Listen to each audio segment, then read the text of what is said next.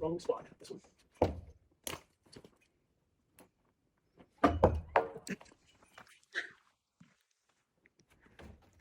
Oh, finally. Something. Jeez. Can't win them all. It's got to win once.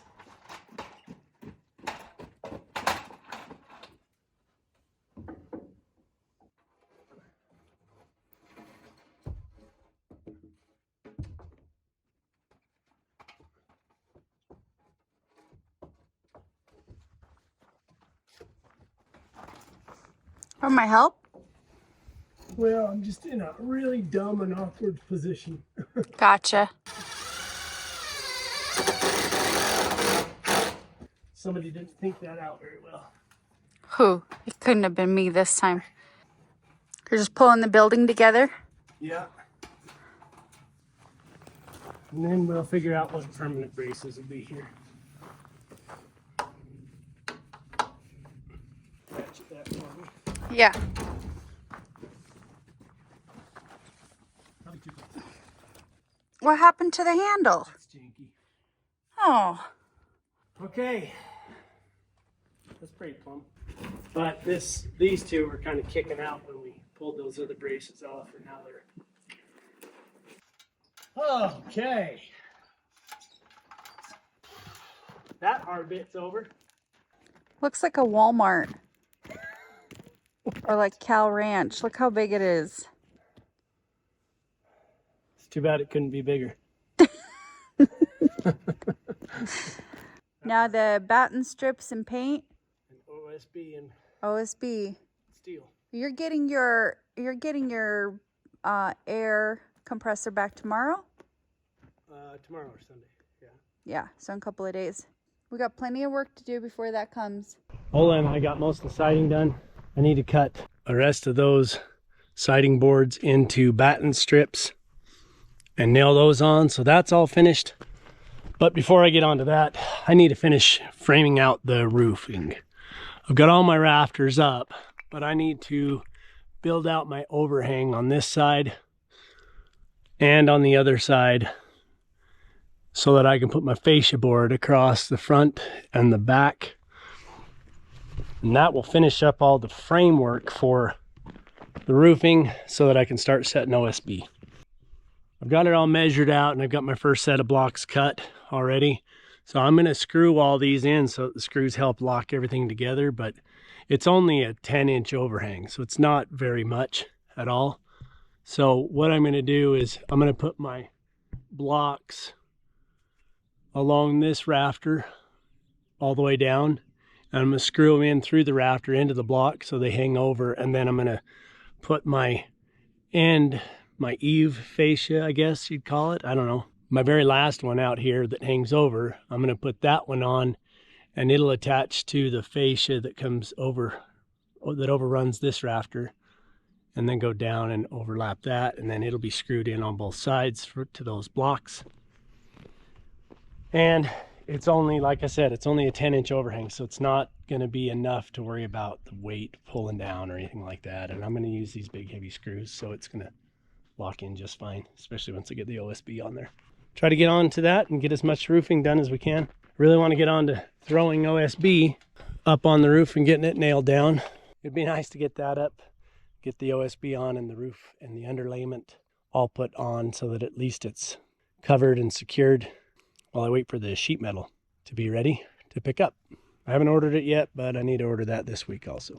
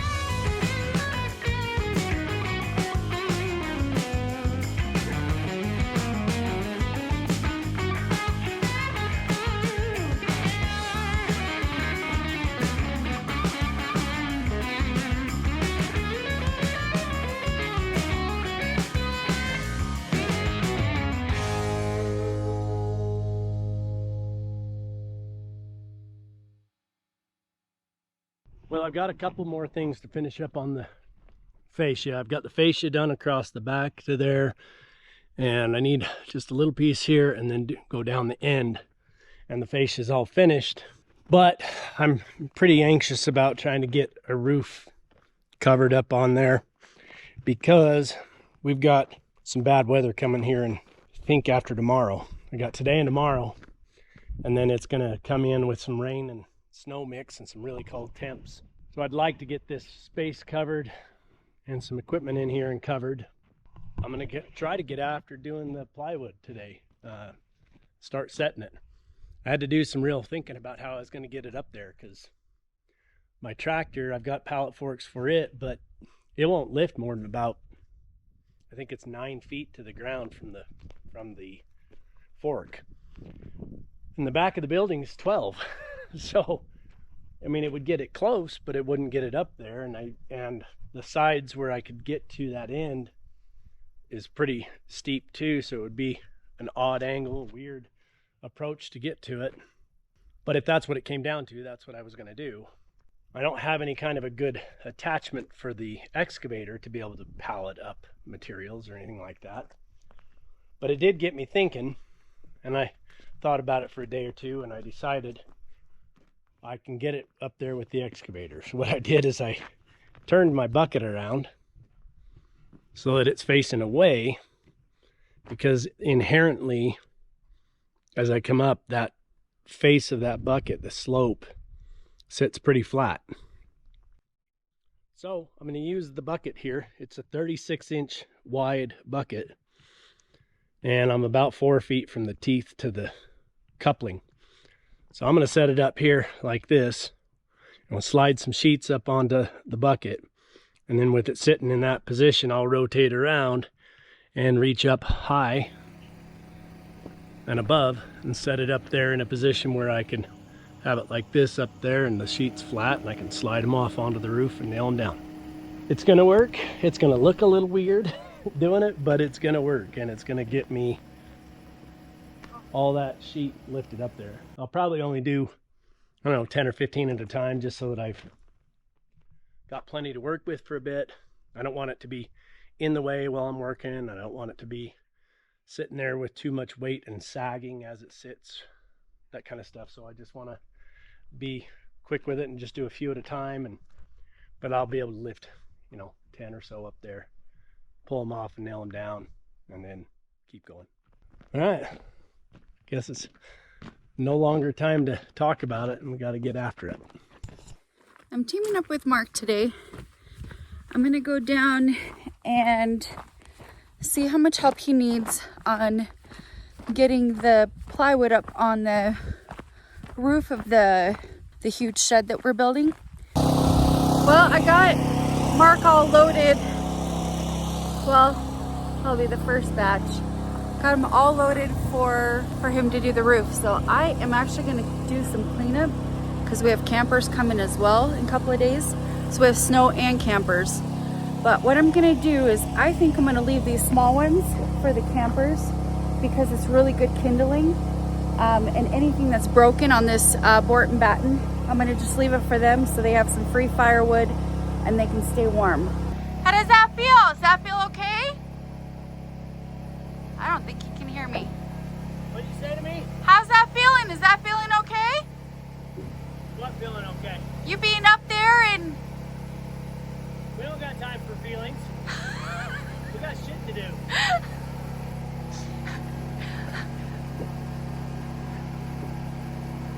I do like the excavator for this kind of stuff. Mark says this is the flattest roof he's ever built. I'm gonna hang around for a minute and see if he needs any help and go from there. Mark's body just says, I'm done. But we gotta keep going. Then he'll kick himself for not having the roof up when the snow comes.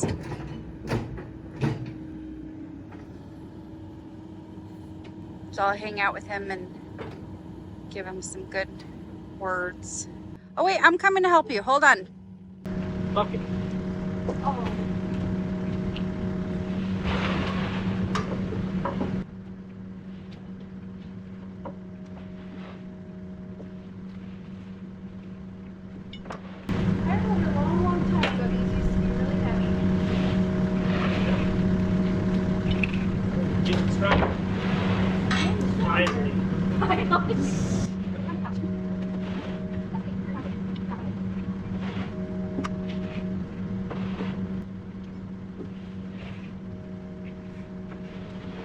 Like that, maybe? I don't know. 12. Exactly. Well, Yeah. that works. That works? That works. Are you gonna go back to the end there? Or are you gonna... Oh. It's easy to travel from there. And now I've got like a full floor. Ooh, Anyway. See, that's right here. Oh. I jumped. I know. I quit doing that. It hurt too much after a while.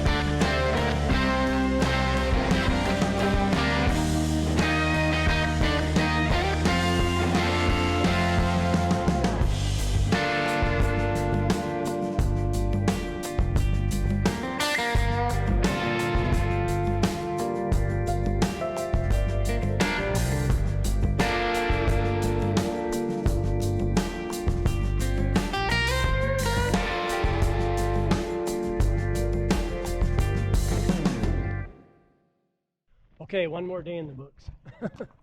But we're almost there. I started stair stepping both sides because I didn't want to deal with the cutoffs right away. I wanted to get as many sheets as I could up on the roof while I could. So tomorrow I'll start making my cuts and stair steps back here to where I can run more sheets again and then cuts. And then the same over on this end. I've got to finish building that last little overhang. And I'll do that tomorrow and we'll get it all, should be able to get it all sheeted and get the synthetic underlayment rolled out and nailed down so that the roof is protected from the sun and this rainstorm that's supposed to come. So we'll be in good shape tomorrow, just in time.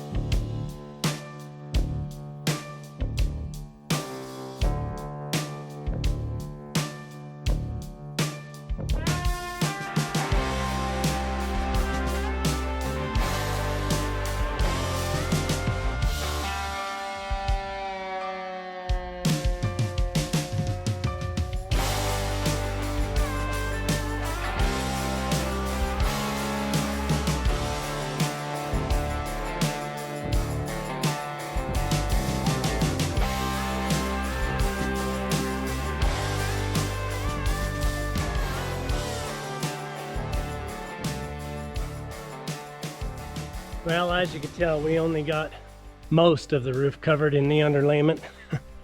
I had a new roll and a partial roll, but we got across all but I think a row and a half the underlayment, which is as good as it's going to get for this storm.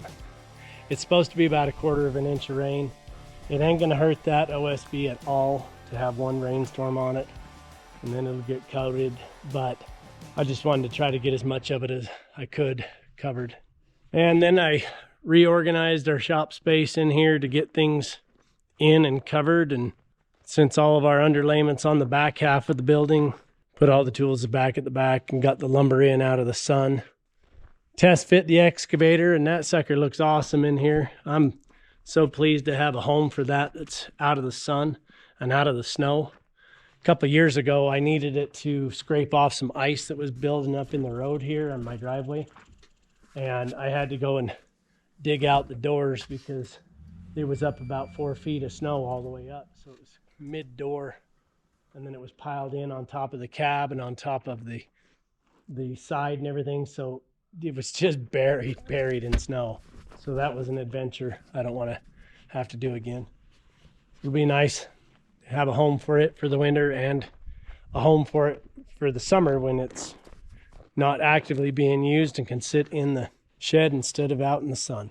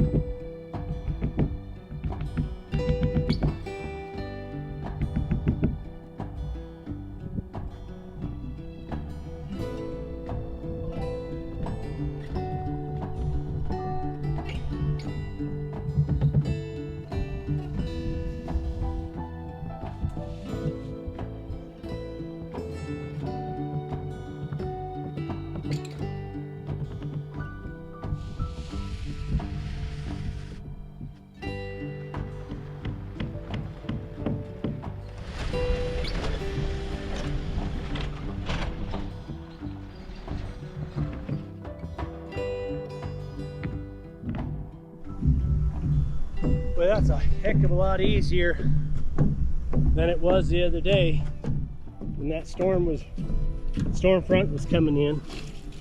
We were dealing with the wind, trying to get up under this, and that was a lot harder. This ain't so bad now. So still gonna be several days before I get the sheet metal, so I'm gonna make sure to nail it down plenty to make sure that we stays in place with any chance of wind or anything we may get.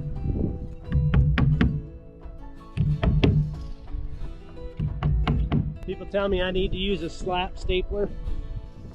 I got a couple of those things and I just hate them. But I found that, especially if it's going to be a few days until I get the finished roofing on, those slap staples just pull out. The wind will get under it and pull it out, and yeah, you put 1,000 more staples in than you do nails. But the whole point behind it is moisture penetration and vapor, so the more holes you put in it, the less it seals. So I'd rather put fewer holes in it than necessary, and I just like these plastic head nails. They seem to hold it in place a lot better. It takes a lot more force to rip them loose.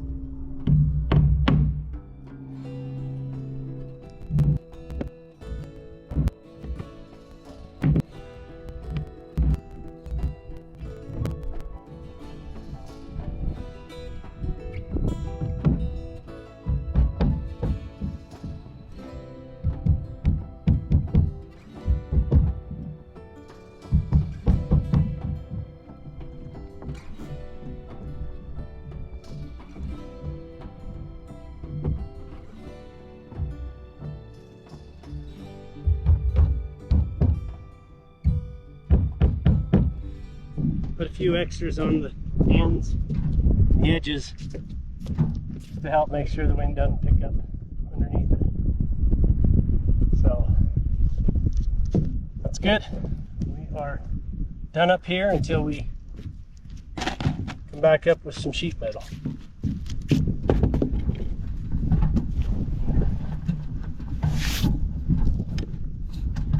I'm so thrilled to be at this point with this building. Now we can cut the rest of those 1x12s into batten strips to go on out here. And then a couple of small trim cut pieces. I'm going to face the end of this wall here over the post and come all the way up with a trim piece there basically on both sides. I've got two small cutoffs on the ends that need to get cut, ripped down to a width to close in the very corner of the building there on both sides. It's like a 3-4 inch strip. And then the rest will go to batten strips. We'll nail those on and then we'll stain it. That way I can stain the fascia boards, the soffit overhang, and all the exterior and everything, and get a good stain coat on all of it, including the posts and everything. And that way it's protected. And then we'll throw the sheet metal on top after that. I don't want to have to worry about overspray on the sheet metal, so that's just a fast way to do that for me. So, man alive, that is so nice. It's so cool to come out of the shop and look down and you can actually see the end of this building and a little bit of the roof from the shop. And it looks like it's, you know, a mile down the road, which I guess technically it's about 3/4, but man, I love it. I love it. It's a hard push. We got crappy weather tomorrow and possibly into the next day. Rain and cold temperatures and chance of mix of rain and snow. Nothing that's going to last, but just that kind of crappy weather. So I'm going to finally take it easy for a day or two. Take a break, recover, let all the bones and muscles and everything recover for a minute and kind of take it easy and wait out the storm.